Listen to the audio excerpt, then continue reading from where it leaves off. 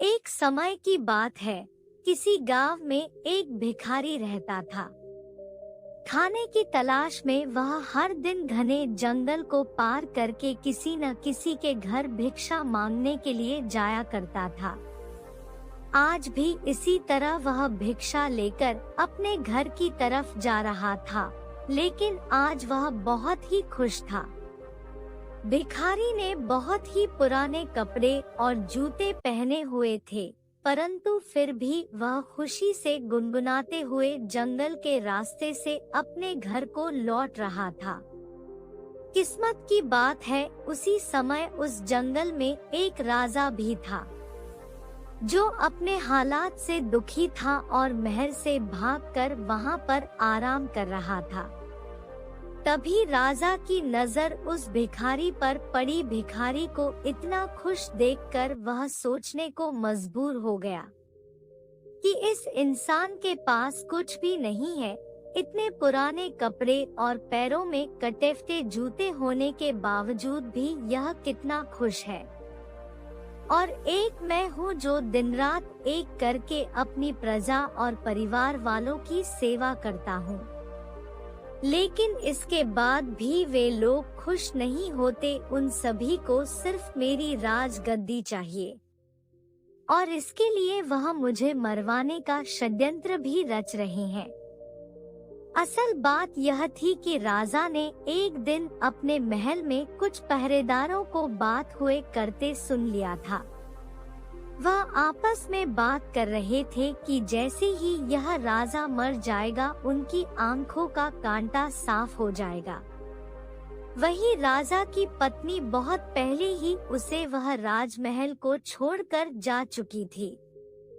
राजा का कोई पुत्र भी नहीं था, इसी वजह से उसके पास अपना कोई उत्तराधिकारी भी नहीं था। जिस दिन से राजा ने अपने खिलाफ इस षड्यंत्र के बारे में सुना, तब से वह बहुत ही सावधान रहने लगा था। इतना ही नहीं, एक दिन राजा के खाने में उसके भाई ने जहर मिलवा दिया था, जिसके बारे में राजा को भनक नहीं थी। वह तो राजा जब खाना खाने बैठा तो अचानक एक बिल्ली ने आकर वह खाना खा लिया और कुछ ही देर बाद वह बिल्ली मर गई।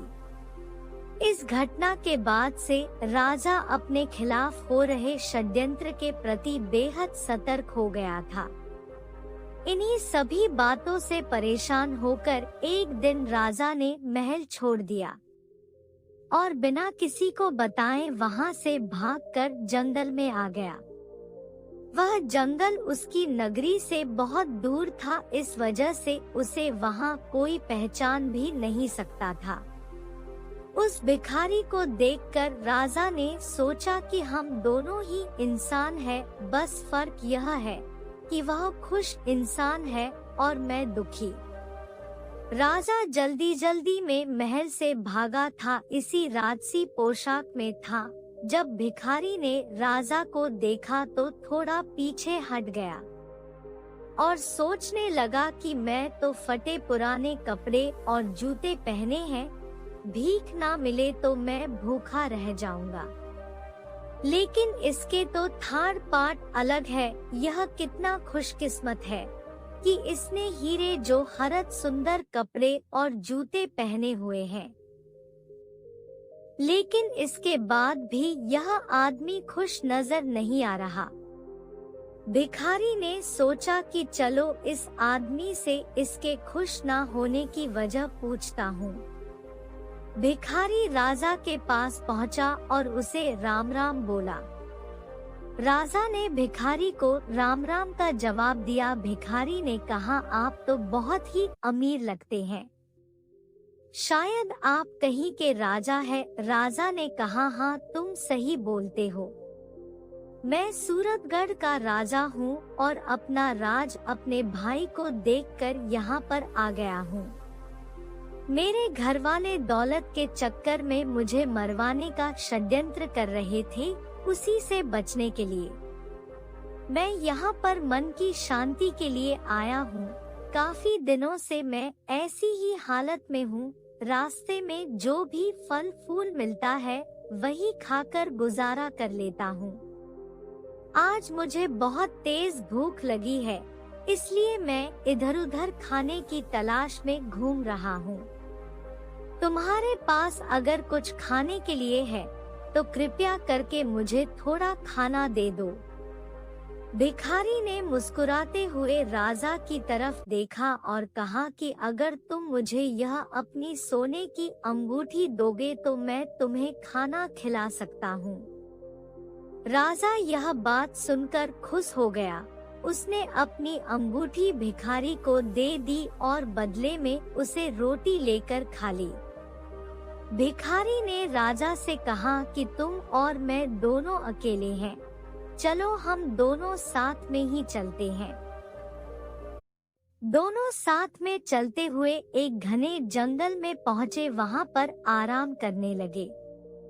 भिखारी ने कहा कि आप कितने भाग्यवान हैं, आपके पास इतनी धन दौलत है, लेकिन मेरे पास कुछ भी नहीं है और मैं फटे पुराने कपड़े और जूते पहनकर घूम रहा हूँ। आपकी अंगूठी से मेरी बहुत सी समस्याएं दूर हो जाएगी। फिर राजा ने कहा, मैं भी तुम्हारी ही तरह कुछ सोच रहा था। तुम्हें फटे जूते की परवाह किए बगैर खुशी से अपने रास्ते की तरफ जाते देखकर मैंने सोचा कि तुम्हारे जैसा खुश नसीब कोई नहीं होगा। मेरे पास सब कुछ होते हुए भी मैं खुश नहीं हूँ। हम दोनों की हालत एक ही जैसी है। फिर बातों ही बातों में उस भिखारी ने राजा से उसके राज्य की सारी जानकारी पूछ ली और फैसला किया कि रात के समय राजा जब सो जाएगा तो वह उसके कपड़े और खाने लेकर वहां से भाग जाएगा। रात हो चुकी थी। जब तक राजा सोया नहीं तब तक भिखारी उसके साथ मीठी मीठी बातें करता रहा। रात को उसने राजा के खाने में बेहोशी की दवा मिलाकर उसे खिला दी। इसके बाद राजा गहरी नींद में सो गया। फिर भिखारी ने राजा के कपड़े और उसके सारे गहने पहने और वहां से भाग गया। राजा सोता ही रह गया। लेकिन जब भिखारी राजा के कपड़े पहने हुए जा रहा था, उस रास्ते में कुछ चोरों ने देख लिया और उन्होंने समझा कि यह कोई राजा है और उसको पकड़ लिया और उसे पूछने लगे कि वह कहाँ का राजा है। अगर नहीं बताओगे तो तुम्हें मार कर फेंक दिया जाएगा। भिखारी ने चोरों से कहा कि वह राजा नहीं है, मैंने अपनी लालच की वजह से एक राजा के सारे कपड़े और गहने चोरी करके पहन लिए थे। वह राजा अपने जीवन से दुखी होकर जंगल में खाने के लिए भटक रहा था, लेकिन चोरों ने उसकी इस बात का विश्वास नहीं किया और वह बोले कि तुम नाटक कर रहे हो। उन्होंने भिखारी को फिर से मार लगाई और पूछा कि सच सच बताओ कि तुम कहाँ के राजा हो। इस बार भिखारी ने चोरों की मार से बचने के लिए यह बात स्वीकार कर ली कि वह एक राजा है। हाँ, मैं राजा राय प्रताप हूँ जो सूरतगढ़ का राजा है और उसका भाई राय बहादुर उसके राज्य का मंत्री है। लेकिन चोर अभी भी उसकी बात का भरोसा नहीं कर रहे थे। दूसरी तरफ जब राजा की नींद खुली तो वह भिखारी को बुलाता रहा। उसने अपने सामान को देखा तो उसके पास सिर्फ एक पोटली थी जिसमें उस भिखारी का कुछ सामान पड़ा हुआ था। इधर वह चोर सूरतगढ़ के महल में पहुंच जाते हैं और वहां के राजा के भाई राय बहादुर से कहते हैं कि उनके पास उनका भाई है, अगर वह उसे जिंदा बचाना चाहते हैं तो उसके लिए 3000 सोने के सिक्के देने होंगे। यह सुनकर राय बहादुर ने कहा, इसके लिए तुम्हें मेरे भाई के मुंह पर कपड़ा बांधकर राजमहल में लाना होगा, तभी हम तुम्हें सोने के 3000 सिक्के देंगे। चोर उस भिखारी के मुंह पर कपड़ा बांधकर उसे राजमहल में ले आते हैं। उसे राय बहादुर के हवाले कर दिया जाता है। राजा के कपड़ों में भिखारी को देखकर राय बहादुर को यकीन हुआ कि यह उसी का भाई है। फिर उसने सोचा कि अब वह इसे मारकर खुद राजा बन जाएगा। लेकिन जब भिखारी के मुंह से कपड़ा हटाया गया तो उसे बहुत ही गुस्सा आया। उसने चोरों से कहा कि मुझे पता है कि तुम लोग दौलत के चक्कर में मुझसे झूठ बोल रहे हो। यह आदमी मेरा भाई नहीं है। हम तुम्हें 2 महीने का समय देते हैं। मेरे भाई को पढ़कर ले आओ। अगर नहीं लाओगे तो तुम सबको मरवा दिया जाएगा और यहाँ से भागने की कोशिश की तो जिंदा दफन करवा दूंगा। यह बात सुनकर सभी चोर बहुत ही डर गए और मौका मिलते ही वहाँ से भाग गई। रास्ते में उन्होंने भिखारी से कहा कि तुम सही थे, अब हमें बताओ वह असली राजा कहाँ पर है, फिर तुम्हें भी फिरौती के धन में से हिस्सा दिया जाएगा।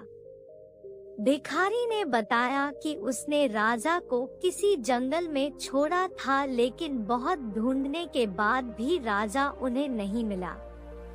वहीं नींद से जागने के बाद राजा को भिखारी की सारी हरकत समझ में आ चुकी थी। उसे बहुत ही दुख हुआ। उसने सोचा कि अब उसे कहीं जाकर खाने का इंतजाम करना होना। वह भूख से मार ही जाएगा। उसके पास एक पोटली पड़ी थी जो शायद इस भिखारी की रह गई थी। उसने पोटली खोली तो उसमें एक साधु का चोला था। राजा ने साधु का चोला पहनकर साधु का भेष बना लिया। कई दिनों तक राजा भूख और प्यासा ही चला रहा। जो रूखा सूखा उसे मिलता वह खा लेता। साधु का भेष बनाए हुए राजा जंगल से निकलकर एक छोटे से गांव में जा पहुंचा। वहां एक नदी के किनारे पहुंचकर वह सो गया। 2 दिनों तक वह सोता ही रहा। वहीं आसपास के लोगों को लगा कि यह कोई साधु बाबा है जो अपने समाधि में ध्यान कर रहा है। लोगों ने सो रहे राजा के पास चावल चढ़ा दिए तो कुछ लोगों ने धूप जला दी। जब तीसरे दिन राजा की नींद खुली तो उसने अपने पास बहुत सारे फलों का चढ़ावा देखा। यह सब देखकर वह बहुत ही खुश हो गया। राजा ने मन ही मन में सोचा कि सन्यासियों का जीवन कितना अच्छा है, बिना मेहनत किया भोजन मिल जाता है।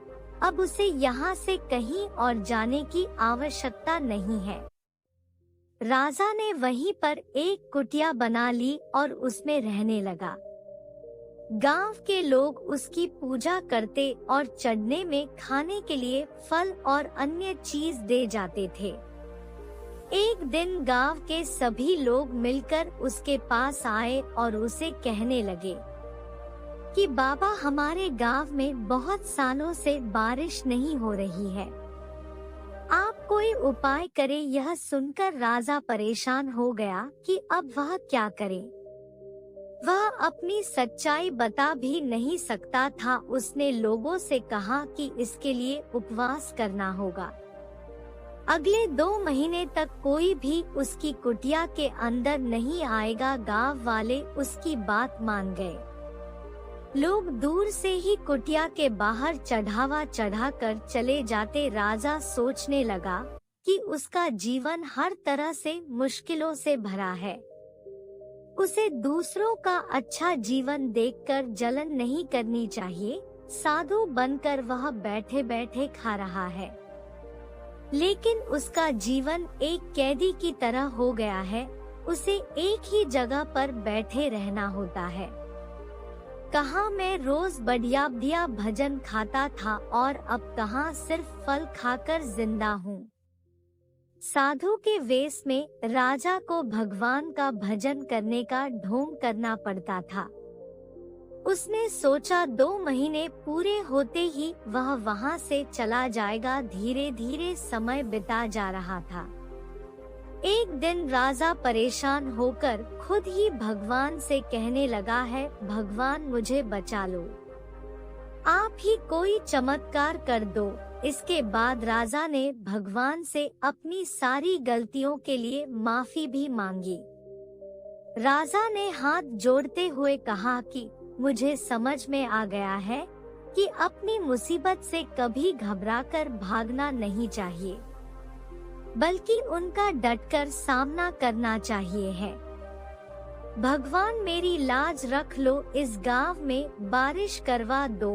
वही गांव के लोग रोजाना कुटिया के बाहर आते भजन कीर्तन करते और दूर से चढ़ना चढ़कर घर को लौट जाते। इसी तरह से 2 महीने पूरे होने वाले थे। तभी एक दिन गांव के लोग दौड़े दौड़े राजा के पास आए और कहने लगे, बाबा आप तो महान हैं, आपके कारण गांव में बारिश हो चुकी है। अब मुझे इजाजत दो, मैं यहाँ से जाना चाहता हूँ। लेकिन लोगों ने उन्हें रोक लिया। लोगों ने कहा कि वह एक आदमी भेजेंगे जो उनकी सेवा किया करेगा। राजा ने भी सोचा चलो ठीक है, आगे जो होगा देखा जाएगा। वह वहीं पर रहने लगा। कुछ समय के बाद वह भिखारी और चोर राजा को ढूंढते ढूंढते उसी गांव में आ पहुँचे। उन्होंने वहां के लोगों से उस चमत्कारी बाबा के बारे में सुना जो लोगों की समस्याओं को दूर करने के उपाय बता रहा था। जब वे लोग उस बाबा से मिले तो राजा और भिखारी एक दूसरे को पहचान चुके थे, लेकिन चोरों के सामने वह अनजान बन रहे। फिर बाबा के भेष में राजा ने उनसे पूछा कि तुम लोग कहां से आए। राजा ने कुछ देर तक उन चोरों के साथ बातचीत की और फिर उन्हें जाने के लिए कह दिया। इसके बाद मौका देखकर वह भिखारी राजा से एकांत में मिलने आया और उसे सारी सच्चाई बताई कि मैं लालच में आकर आपके सारे कपड़े और जेवर पहन लिए थे, लेकिन उन्हें पहनने के तुरंत बाद ही यह चोर मेरे पीछे पड़ गई। चोरों ने मुझे लूट लिया और पूछताछ करने लगे कि तुम कौन हो, कहां से हो। तो मैं खुद को आपके बारे में बताते हुए आपके राज्य की सारी जानकारी दे दी। उसके बाद यह चोर मुझे राजमहल में ले गए, जहां पर 3000 सोने के सिक्के में वह मुझे आपके भाई को देने वाले थे। आपके भाई ने बताया कि वह आपको मरवाना चाहता है और खुद वहां का राजा बनना चाहता है। लेकिन जब उसने मेरा चेहरा देखा तो उसने मुझे पहचान लिया और चोरों को 2 महीने के अंदर आपको ढूंढ निकालने के लिए कहा गया है। तभी से हम आपको ढूंढ रहे हैं। भिखारी ने राजा से कहा कि तुम साधु बनकर इन चोरों को जो कहोगे यह मान जाएंगे। इसके बाद राजा, जो कि साधु के भेष में था, चोरों के सामने आया और भिखारी से सुनी हुई सारी समस्याओं को चोरों को बताने लगा। यह सुनकर सारे चोर हैरान में पड़ गए। उन्होंने राजा से बोला, बाबा हमें इस परेशानी से बाहर निकाल दो, हम आपके सच्चे भक्त बन जाएंगे। साधु बने हुए राजा ने कहा, तुम लोग मुझे उस राजा के महल में लेकर चलो, मैं वहां जाकर खुद ही सब कुछ देखना चाहता हूँ। महल में कहना कि तुम्हारे साथ एक बहुत बड़े साधु महात्मा है जो हर व्यक्ति का भूतकाल और भविष्य जानते हैं। चोर और भिखारी साधु बने हुए राजा को अपने साथ लेकर सूरतगढ़ के महल में पहुंच गए। चोरों ने राजा के मंत्री भाई से कहा कि हमारे साथ बहुत बड़े महात्मा आए हैं जो आपको आपके भाई राजा राय प्रताप से मिलवा सकते हैं। राजा अपने भाई को बहुत ही प्यार करता था, लेकिन अब उसे पता चल गया था कि उसका भाई उसके खून का प्यासा है। महल में साधु के रूप में आए राजा की खूब सेवा की गई। फिर उसका भाई उनके पास बैठकर बोला, बाबा कृपया मुझे मेरे भाई से मिलवा दीजिए। आज मैं इस राज्य का राजा बनने जा रहा हूँ। मेरा भाई बिना कुछ बताए महल छोड़कर चला गया है। फिर वह साधु के रूप में राजा चोरों के पास गया और उनसे कहा कि मैं थोड़ी देर के लिए इसका राजा भाई बन जाता हूँ। फिर साधु ने अपने राज्य से कपड़े पहने और राज दरबार में आ गया। यह देखकर पूरी प्रजा हैरान थी। सभी लोग राजा को वापस आया देखकर उसकी जय जयकार करने लगे। लोगों ने राजा से पूछा कि आप इतने दिनों तक कहां पर थे। वही राजा का भाई यह सब देखकर हैरान था। वह लोगों से कहने लगा कि यह उसका राजा भाई नहीं है, बल्कि यह तो एक साधु है जिसने थोड़ी देर के लिए मुझे अपने भाई से मिलवाया है। यह अभी अपने असली रूप में आ जाएंगे और बाबा बन जाएंगे। फिर राजा ने भी सभी लोगों को समझाते हुए कहा कि मैं थोड़ी देर में अपने असली रूप में आ जाऊंगा। इसके बाद सभी लोग राजा के भाई का राज्याभिषेक करने लगे। राज्य अभिषेक के बाद जैसे ही राजा का भाई राजगद्दी पर बैठने लगा, वैसे ही साधु बने हुए राजा ने कहा, मैं खुद अपने भाई को राजा बनना चाहता था, लेकिन एक दिन मैंने महल के लोगों को मेरे खिलाफ साजिश करते हुए सुना। मुझे कभी भी यह पता नहीं चल सका कि इन सब के पीछे मेरे ही अपने भाई का हाथ है। अगर मेरा भाई मुझे अपने आप राजा बनने की बात कहता तो मैं खुशी खुशी उसे राजा बना देता, लेकिन इसने मुझे जहर देकर मारने का प्रयास किया। पर जिस पर भगवान का साया हो उसका कभी कुछ नहीं बिगड़ सकता। यह सुनकर राजा का भाई राय बहादुर बोलने लगा कि यह साधु कुछ भी अनाज चुनाव बोले जा रहा है। यह हमें ठगने का प्रयास कर रहा है। उसने राजा को धमकी देते हुए कहा कि तुम यहाँ से दफा हो जाओ, वरना तुम्हें धक्के मारकर महल से बाहर निकाल दिया जाएगा। राजा का एक वफादार सेवक था जो राजा की बातें सुनकर रोने लगा। रोते हुए उसने कहा, मैंने आपको पहचान लिया, आप ही हमारे असली राजा हैं। मुझे क्षमा कर दे, मैं ही आपके खाने में जहर मिलाया था। इसके बदले में मुझे आपके भाई ने 1000 सोने के सिक्के देने का वादा किया था। आप मुझे माफ कर दो, मैं आपका असली गुनहगार हूँ। इसके लिए आप मुझे जो भी सजा देंगे मैं तैयार हूँ। अब राजा के जीवन की सारी सच्चाई पूरी प्रजा को पता चल चुकी थी। सभी लोग राजा के भाई को घृणा की दृष्टि से देख रहे थे। राजा ने अपने महल के मंत्रियों को आदेश दिया कि वह महल से अपने भाई को बेदखल कर रहा है। उसे आज ही 1 साल के लिए यह राज्य छोड़कर जाना होगा। जब उसे अपनी गलती का एहसास हो जाएगा तो वह महल में वापस आकर मेरे साथ काम करने का अधिकारी बन सकेगा। एक बार फिर से राजा राय प्रताप को अपने राज्य की राजगद्दी मिल गई। वह फिर से अपनी प्रजा की सेवा करने में लग गया। राजा ने भिखारी को अपने महल का मंत्री बना लिया और चोरों को महल में माली का काम करने के लिए दे दिया। 1 साल बीतने के बाद राजा का भाई भी महल में वापस आ गया। उसे अपनी गलती का एहसास हो गया था। महल वापस आकर उसने अपने भाई से माफी मांगी और पूरे कर्तव्य से अपना काम करने का वचन दिया।